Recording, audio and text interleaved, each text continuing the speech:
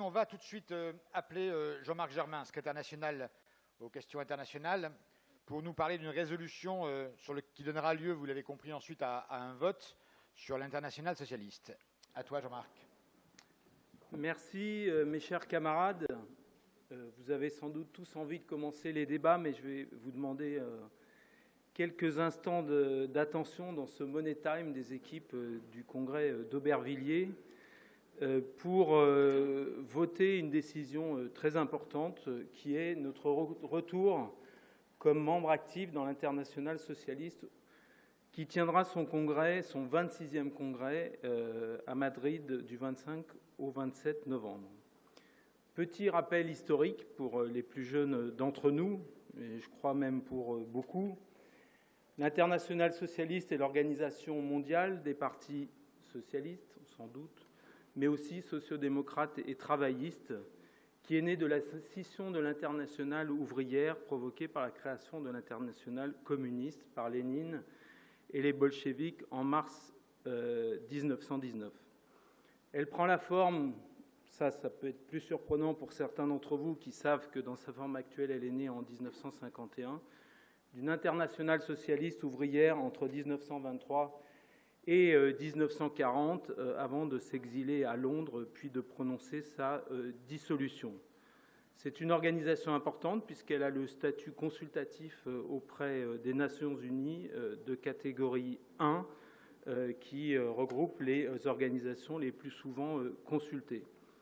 Elle a connu des années fastes, notamment entre 1976 et 2005, avec les présidences successives, excusez du peu, de Willy Brandt, puis de Pierre Mauroy, dont il en inaugurait une place à Paris tout à l'heure, et d'Antonio Guterres, qui est l'actuel secrétaire général des Nations Unies.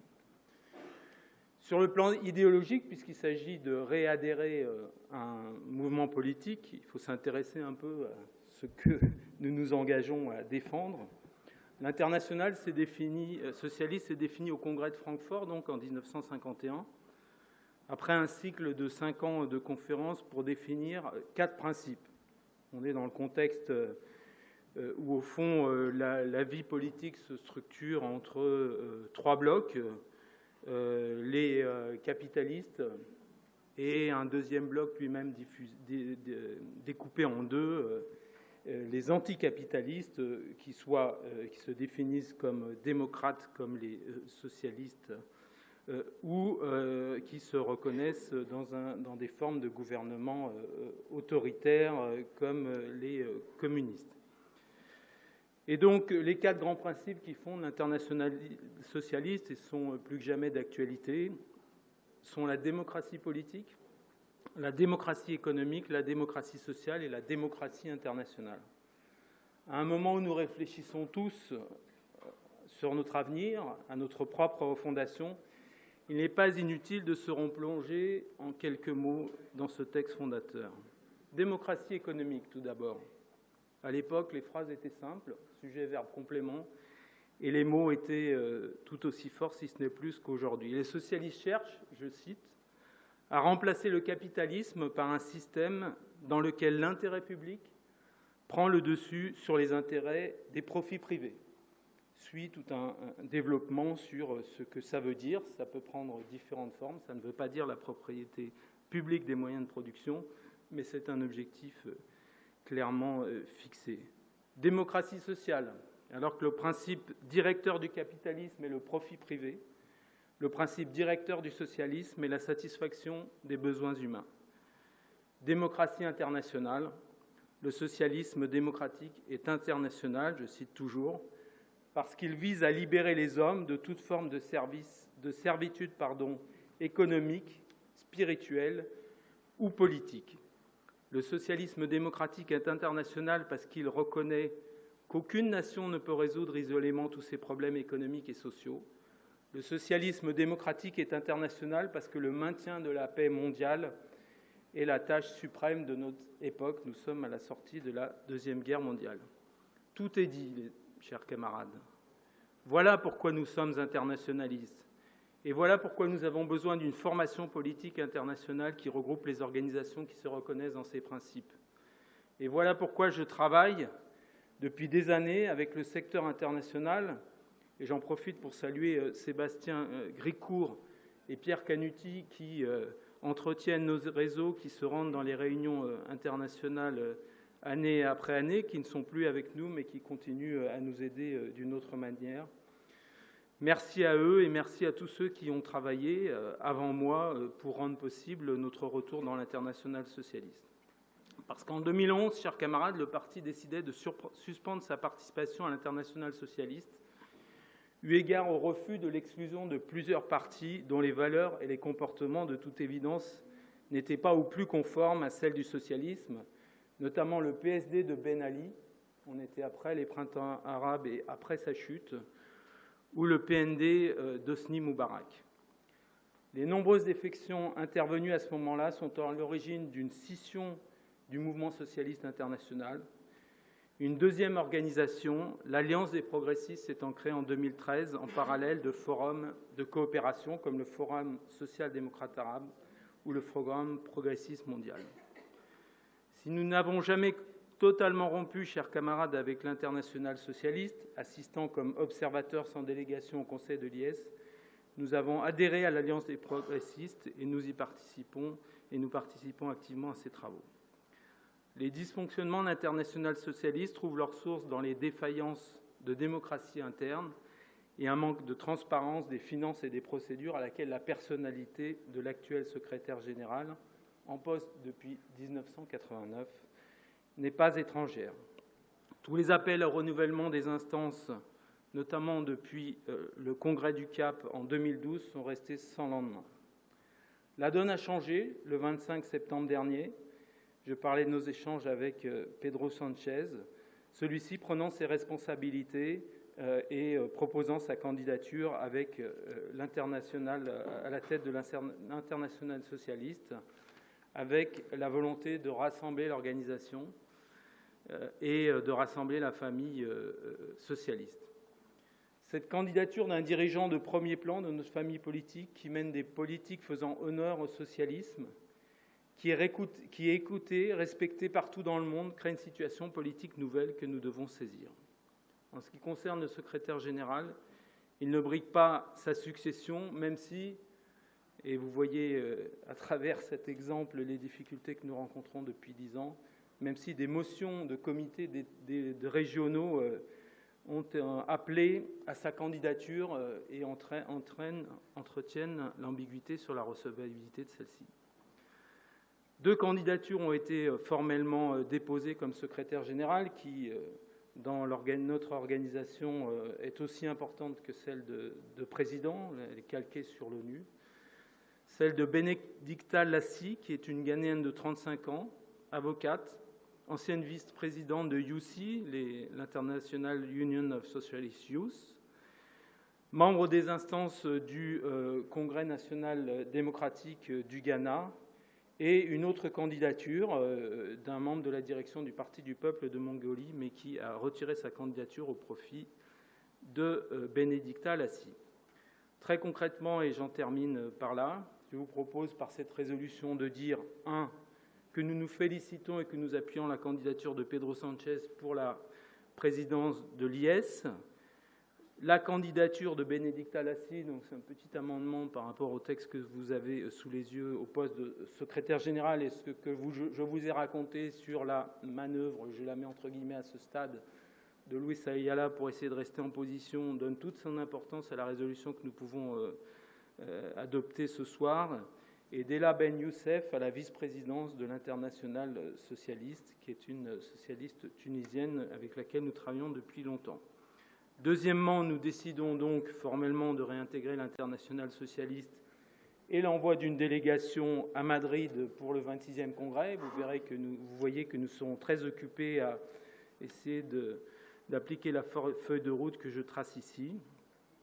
Nous approuvons en tout cas cette délibération que je vous propose, approuve la candidature de notre premier secrétaire à un poste de vice-président de l'International socialiste, dont le nombre sera fixé à la veille de l'International socialiste du Congrès et qui devra respecter les équilibres territoriaux et la parité.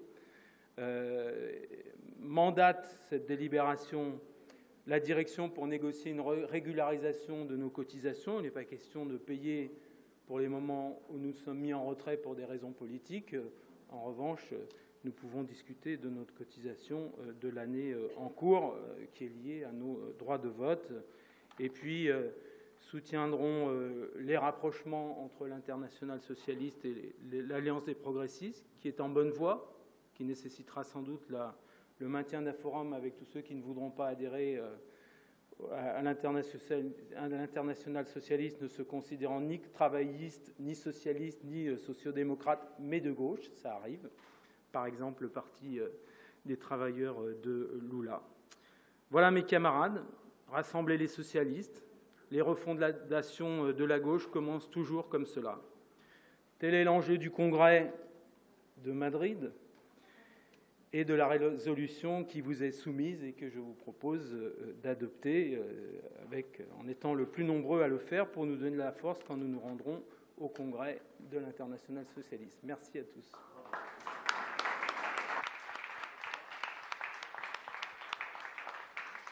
Merci Jean-Marc. On va passer maintenant aux explications de vote. Pour commencer le TOA avec Maurice Brault. 3 minutes. Merci Marie, merci Luc. Bonsoir camarades.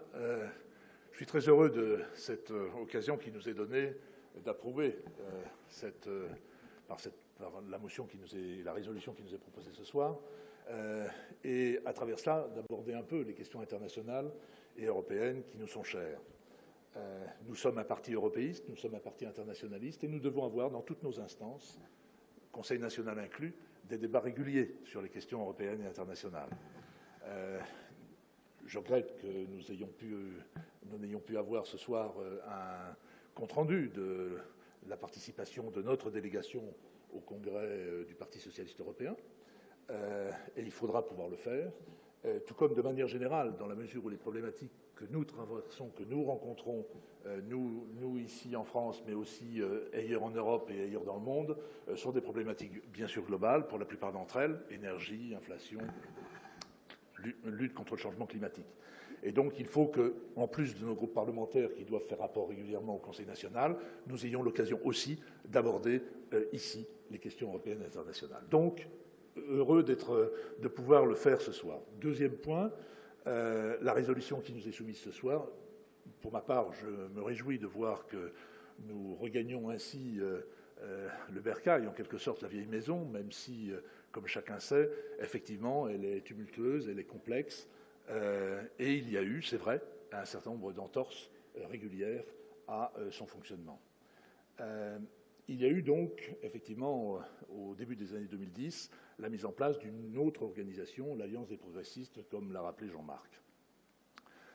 Les raisons pour lesquelles tout cela a été créé, tout aussi bien que moi Jean-Marc, ne sont pas aussi vertueuses qu'elles y paraissent. Celles et ceux qui ont fait venir le RCD tunisien de Ben Ali ou le PND de Hosni Moubarak, ce sont ceux-là même qui finalement sont partis des premiers. Et tu le sais comme moi.